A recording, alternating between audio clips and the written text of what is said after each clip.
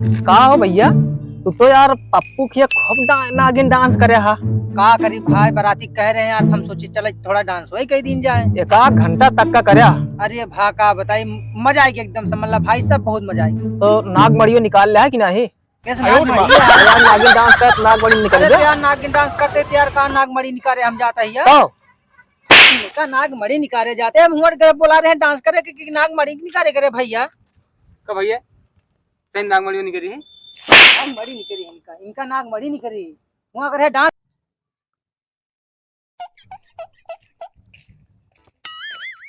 का भैया का उदास बैठा? का करी भाई, हमारा जोन गर्लफ्रेंड है ना यार, आईफोन मांग ले है, हमारे जेब में 1 रुपया ना है ना। तुम बतावा का करी, एक काम बताइए, बतावा यार। तू भीख मांगा। यार ही समझे हम कहाँ है, बता बता उतार के चप्पल हो ना। क्या गया? कुछ नहीं यार, ये कहा था कि उतार के चप्पल हो, इतना तेज भागा कि पकड़ न पाऊगे हमका। मारा फूंका। उनका काम मारा, तू खुदे मरा हुआ मेघा लागा था। का कहा था? कुछ नहीं यार, कहा तारीफ करते भैया। यार फेंकू, हाँ चप्पू, तू अपने मेहरा को कौन नाम सुला था? यार गूगल डार्लिंग नाम से बुलाई थे। ये कौन सा नाम है?